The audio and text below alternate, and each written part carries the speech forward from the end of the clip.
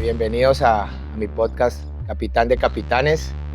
Hoy tengo un invitado muy especial, un amigo que lo conocí hace mucho tiempo, que jugó conmigo en el Mundial del 2014 y que para mí ha sido uno de los pocos jugadores, y quisiera que hubiera más jugadores así, que se han podido reinventar después de haber terminado su carrera como futbolista. Carlos Valdés, gracias por acompañarme, panita. Panita. Siempre es muy chévere compartir espacios contigo y para que la pasemos bien. Muchas gracias por este espacio, por la invitación. Para mí siempre va a ser un honor compartir y contarle a la gente todas las experiencias, las vivencias que nosotros hemos tenido en nuestra carrera, pero también en las distintas oportunidades y retos que le da la vida a uno, ¿no? Con precisamente esta nueva forma de vida después de culminada la carrera de futbolista, de poder hacer otras cosas y intentar seguir aportándole valor a las personas. Así que bueno, espero que la gente disfrute mucho de este espacio también. Recuerdo muy bien el día que llegaste a la selección. El otro día estaba hablando de que de todos esos jugadores del Mundial 2014, realmente a todos, los 23 que estuvimos en el Mundial, todos los de la eliminatoria, yo los vi llegar de una u otra manera Porque usted vio llegar a mucha gente a la selección. Exacto. Usted casi que retiró 3 generaciones completas. Bueno, pero me acuerdo cuando vos llegaste. No, de verdad, a todos los jugadores que participaron en ese Mundial. Pero es cierto, usted ya contó eso acá, sí.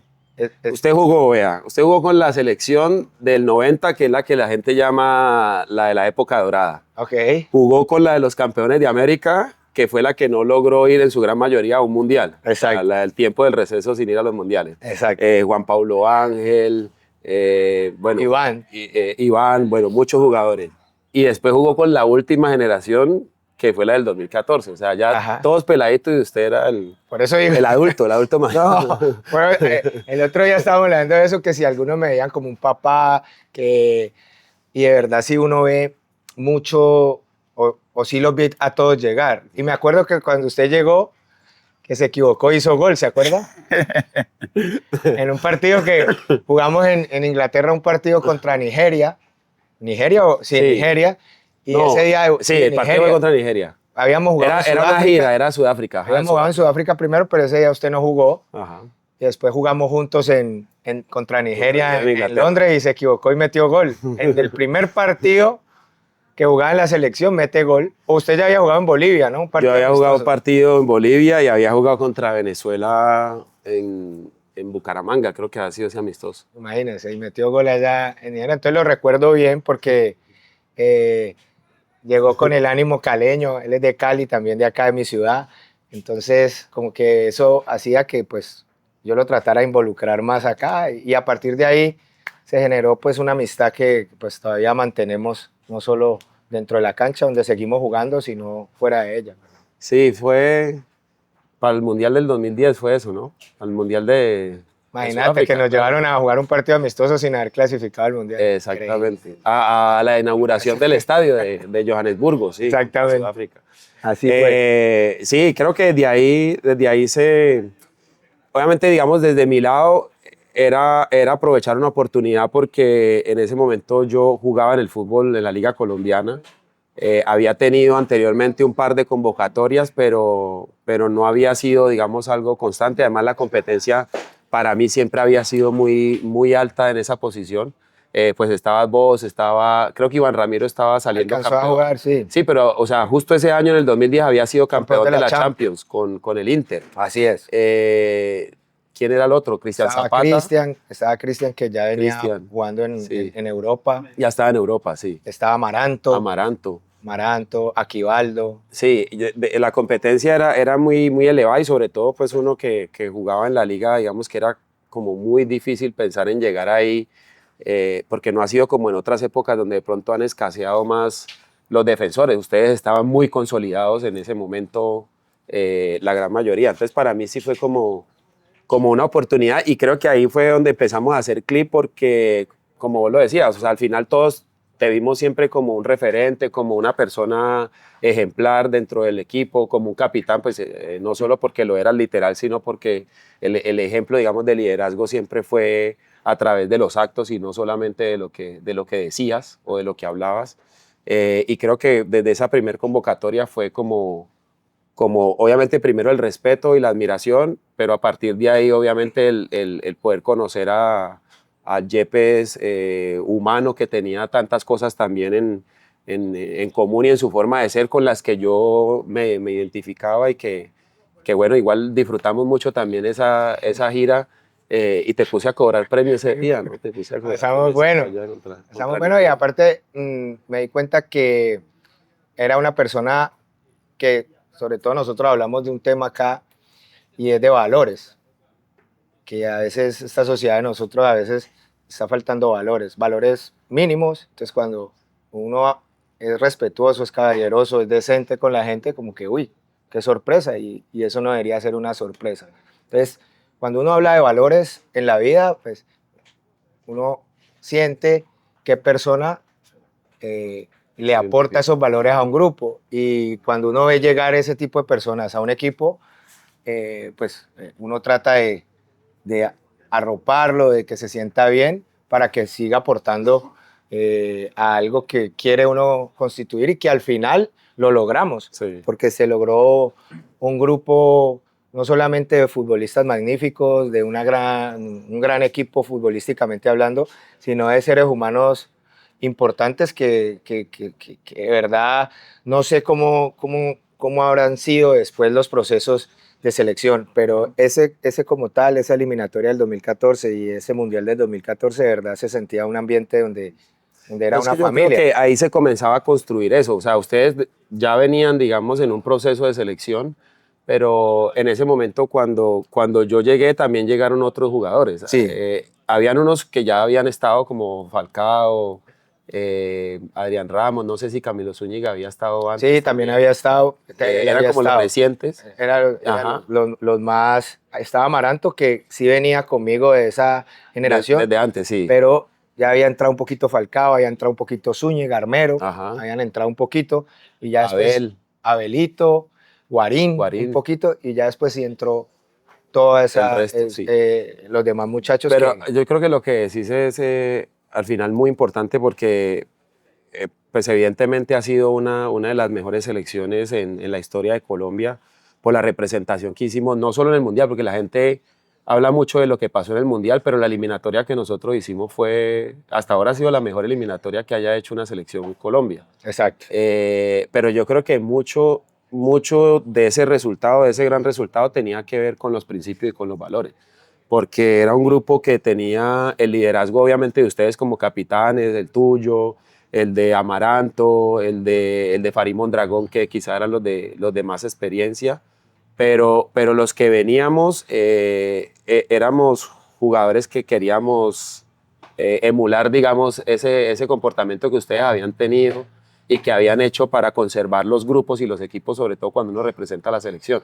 Yo creo que lo que nosotros logramos ahí realmente fue realmente hacernos amigos. O sea, para mí, independientemente de la amistad de nosotros que perduró, es como que puede pasar tiempo sin uno Ver a alguien verlo, y lo sin ve hablar, y le pero da cuando alegría nos verlo. vemos es como que le da alegría a uno Encontrarse verlo. Creo que cualquiera. eso es lo que hacía que de pronto ese grupo fuera tan unido y que la armonía fuera buena, porque al final el entrenador decidía meter a uno o a otro, pero los que estábamos afuera o los que nos tocaba esperar, pues simplemente queríamos que al equipo le fuera bien. O sea, no fue un grupo difícil respecto al tema de los egos o algo así. Creo que respetamos mucho sobre todo y primamos mucho, priorizamos mucho siempre el tema como el valor de la amistad y del respeto ante todo, ¿no? Sí, eso realmente, ese equipo como tal tenía eso, es decir, un respeto entre todos, una gran amistad, y todo el que llegaba nuevo se recibía bien, que no es fácil. Sí. En un equipo no es fácil encontrar que uno no, que llegó nuevo este man y no, lo recibimos lo más de bien. Pero bueno, yo creo que contés aquí un poco, porque pues la verdad, a mí sí me interesa saber cómo ha sido ese recambio que has hecho en tu vida. No, no es fácil, porque yo te he visto también progresar Ujú. en el tema de analista deportivo. Yo he visto, yo trato de seguir a todos mis amigos, de ver qué hacen, y veo que has progresado muchísimo la manera de hablar, la manera de expresar, la manera de explicar. Para mí, un analista deportivo, la gran virtud que debe tener es saber explicar lo que la gente está viendo y saber que de pronto uno, el que no sabe fútbol, yo veo un partido de fútbol y yo entiendo lo que está pasando, pero hay gente que no entiende. Entonces, saber explicar a la gente lo que está pasando en un partido. Entonces, eso no es fácil. Yo creo que eso es lo más difícil. Exacto. O sea, uno puede haber jugado mucho fútbol, puede haber sido campeón del mundo si se quiere, pero no todo el que juega fútbol sabe explicar el fútbol. Exacto. Y yo creo que esa es la gran diferencia también de por qué los periodistas, muchos han tenido o han alcanzado a tener un renombre importante, y es porque creo que han logrado transmitir un mensaje con conocimiento o sin conocimiento, pero logran expresar, digamos, de manera fácil o entendible para la gente situaciones o circunstancias que se presentan. Y creo que por eso hicieron tanta diferencia en su momento. ¿Cuál ha sido la dificultad, creo yo, Mario, de nosotros como futbolistas? Que creo que, y es una cuestión que de pronto puede ser un poco fuerte, porque no todos los futbolistas saben expresarse bien. Exacto. Y no todos logran explicar todo ese conocimiento que a uno le pasa en la cabeza en palabras que sean muy sencillas para la gente.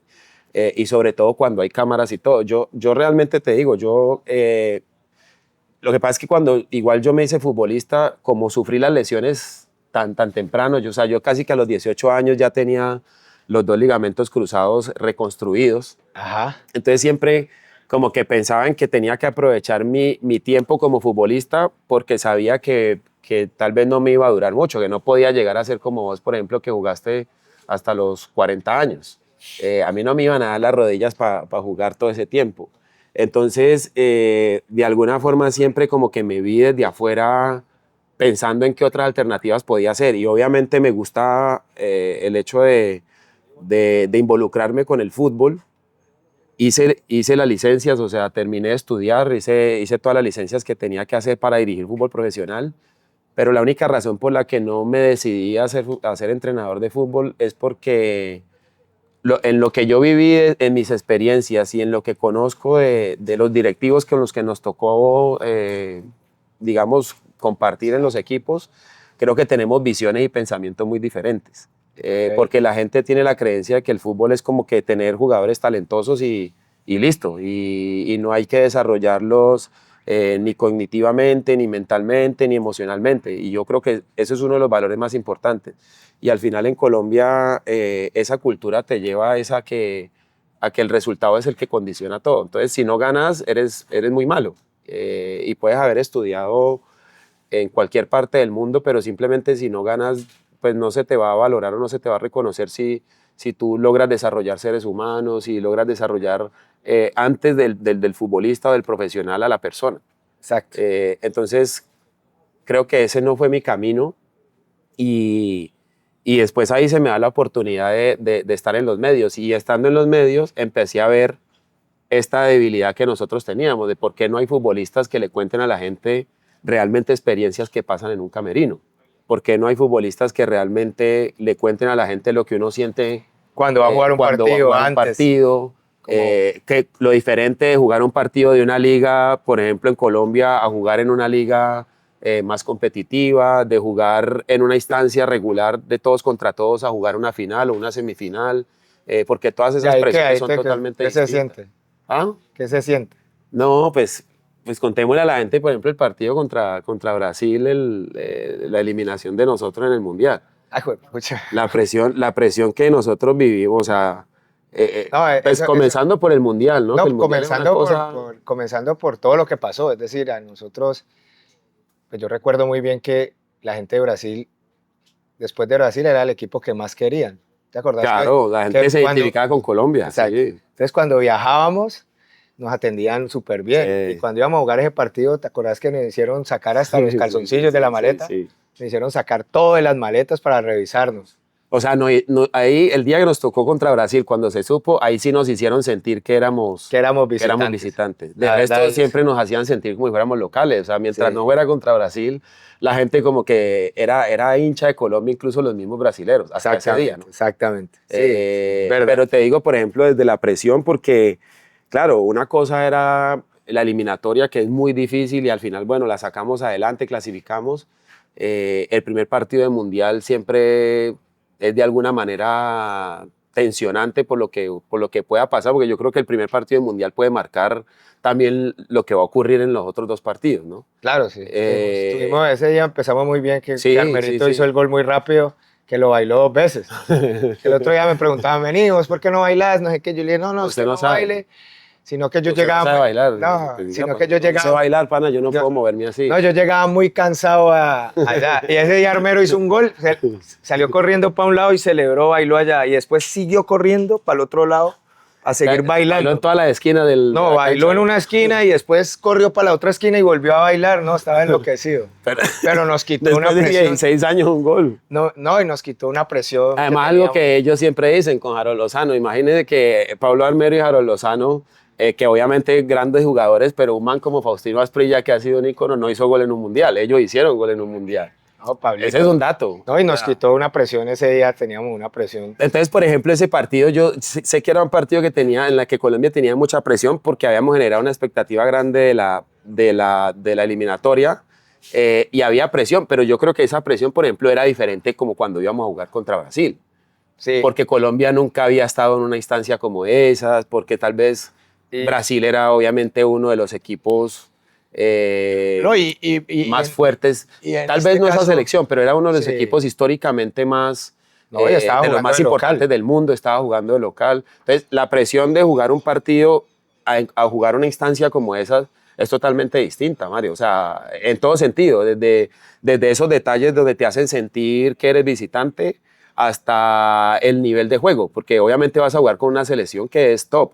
O sea, en la que no te puedes equivocar, o sea, en las que casi que para uno superarlos tiene que hacer un partido perfecto. Sí. Y eso a uno individualmente le genera unos niveles de tensión y de presión bastante altos. Eso, por ejemplo, era algo que yo le quería contar a la gente en los programas deportivos. Ajá. Y que la gente pueda en su casa empezar a tener un contexto real de alguien que ha vivido esos momentos para que, obviamente, el televidente, no es que le vamos a enseñar de juego, le estamos contando experiencias que al final ellos verán si nos creen o no, exactamente. Bueno, yo de ese partido como tal, además, yo sabía yo ya había tomado la decisión y ese podría ser mi último partido. ¿Usted sabía que se iba a retirar? Yo ya sabía que después del Mundial, cualquiera que fuera hasta donde llegáramos, el resultado iba a ser mi última competencia con la camiseta de Colombia. Entonces, ese día yo sentí... ¿Por qué no dijo? Ese día yo sentí, yo lo dije después del partido. ¿Por qué no nos dijo? Pero tenía que decirlo antes, a ver si nos motivamos un poquito más. No, estábamos muy motivados y yo sentía que ese podía ser mi último partido con la selección. Obviamente yo iba con la idea de ganar para seguir, pero yo sabía dentro de mí que ese podía ser mi último partido con la selección. Entonces, sentía una presión un poquito extra, pero eso lo volví motivación. Es decir, yo ese día entré con mucha motivación a ganar ese partido. Tuvimos, pienso yo, hablando ya de fútbol, tuvimos 20, 30 minutos que nunca los habíamos tenido en todo el Mundial, donde no sé si sentimos un poco que estábamos jugando y Colombia no jugó muy bien. Y en esos 30 minutos Brasil encuentra un gol. Y a partir del minuto 30, Colombia se suelta a jugar. Ahí es donde yo veo que la presión de ser visitante empezó a tocar, porque empezaron a pegarle a nuestros jugadores desequilibrantes, le empezaron a pegar a Cuadrado. El árbitro empezó a cobrar todo. Empezaron a pegarle a James y el árbitro no cobraba. Muy permisivo para Pero sí hay que decir que los primeros 30 minutos... Jugamos mal, sí. Colombia no jugó bien. Y a partir del minuto 30... se encontró esa Colombia que había jugado un gran mundial y donde el árbitro fue permisivo y dejó que le pegaran. Y a nosotros, cada vez que hablábamos, nos amonestaba. Entonces ahí sí, de verdad, se sintió un poquito la localidad de Brasil en ese partido. Pero sí fue una sensación. Pero, o sea, vos, ahorita que me dices eso, ¿vos disfrutaste ese día igual, Sí, sabiendo que podía ser tu último partido con No, con la obviamente, selección? y yo salí a disfrutar. Porque eso que estás diciendo, por ejemplo, yo no sabía, pues obviamente no lo supe antes del partido. No, yo lo dije después del partido. Sí, sí, después sí. Y obviamente mentira, ¿no? Pues eso probablemente nos hubiera empujado un poquito más. No digo que Colombia, o sea, creo que nosotros hicimos todo lo que pudimos para ganar ese partido. Obviamente los errores, la desatención, creo que en ese tiro de esquina fue el primer gol, ¿no? Un gol de un tiro de esquina. Pero lo que digo es que en medio igual de ese deseo también de querer hacer historia, porque hubiésemos estado entre los 4 mejores del mundo, ¿te permitió a vos eso? O sea, ¿te permitió, mientras jugabas el partido, No, pensar pues, en las dos cosas? O sea, no. incluso con el resultado en contra. No, yo no pensaba en eso. Yo pensaba en ganar, en darle vuelta al resultado. Yo ya tenía la decisión tomada de antes del Mundial. Es decir, yo sabía que ese Mundial iba a ser lo último que iba a jugar. Entonces, yo de verdad pensaba y después, pues, la vida no me deja mentir de que José me buscó para jugar la Copa América De Chile. en Argentina, en Chile, fue. Chile, del 2015. En el 2015, y yo la verdad ya había tomado mi decisión y la había tomado antes del Mundial para participar en el Mundial. Yo quería terminar mi carrera en Selección Colombia jugando el Mundial y me sentía bien. Nunca lo hice o nunca me generó una presión más el tema de poder saber que podía ser mi último partido, porque también si no hubiéramos clasificado en la primera ronda también hubiera sido igual. Entonces yo sí entré con el deseo de que pudiéramos seguir haciendo historia, como entramos todos, como entramos todos ese día al partido. Y a mí nunca se me olvida que antes de un partido que jugamos en Argentina amistoso, hubo una reunión en el bus, Sí, donde dijimos vamos a quedar campeones del mundo. Me acuerdo que paramos, creo que íbamos a ir después, creo que fue antes del partido o después del partido, que íbamos a cenar. Íbamos a cenar ya era después como del lo partido. último, porque ya de ahí nos íbamos a Brasil, y en el bus hablamos y dijimos que tenemos un gran equipo y vamos a hacer el mejor mundial y vamos que Colombia haya hecho. Sí. A tratar de ser campeones del mundo, porque yo a veces escucho, volvemos a lo que decías, yo a veces escucho mucho que dicen que Colombia es conformista, que los jugadores de la selección son conformistas, que nunca quieren mojarse para decir que van a ganar algo. Eso lo oigo siempre como críticas. Pero a veces las internas no se conocen. Sí. Y yo siento que ese día, por ejemplo, yo me di cuenta que teníamos un equipo que podía ganar un mundial. Y todos teníamos ese pensamiento. Es decir, como yo lo pensaba, yo sé que lo pensaba James, lo pensaba Cuadrado, Armero, Teo, Camilo, Abel, Cristian. Todos pensábamos que podíamos ganar el mundial. Entonces, esa sensación, la verdad, a mí personalmente me había pasado muy pocas veces en mi carrera. Además porque fue algo también como muy natural de nosotros. Por eso, ¿no? Porque del grupo, pues, o sea, como que... No, ahí no había como nadie que después que de nos dijera, terminar la preparación fue como que todos dijimos, venga, la verdad tenemos un equipo tremendo para hacer historia. Y sin el Tigre, ¿no? Sí, el Tigre nos había dado la clasificación, porque no tenemos que olvidarnos que el Tigre metió 8 goles, creo que en la eliminatoria, y nos había dado la clasificación. Entonces, sin el Tigre, no sé Colombia qué hubiera pasado si hubiéramos tenido al Tigre en el Mundial. Bueno, Carlitos, para mí era importante que estuvieras en este podcast de Capitán de Capitanes. Gracias por aceptar la invitación de venir acá a acompañarme. Bueno, pues sígase preparando porque le va a tocar correr duro en diciembre, yo. Entonces, tengo que pasar primero por la sala de cirugía. No, ¿cuál cirugía? No, sígase preparando porque ahí no... No, mentira, ahí vamos a estar, Capi. No, a mí la verdad me genera, pues primero, creo que siempre he sido una persona que respeta mucho y prioriza mucho los valores de los que me hablabas ahorita. Y creo que por eso nos hemos hecho muy buenos amigos, por eso la amistad trascendió más allá del fútbol. Así es. Y compartimos afuera en su momento con nuestras familias, mucho tiempo ahora nosotros. Así es. que me parece que es fundamental uno tener amigos para charlar, para salir y jugar, seguir haciendo lo que nos gusta.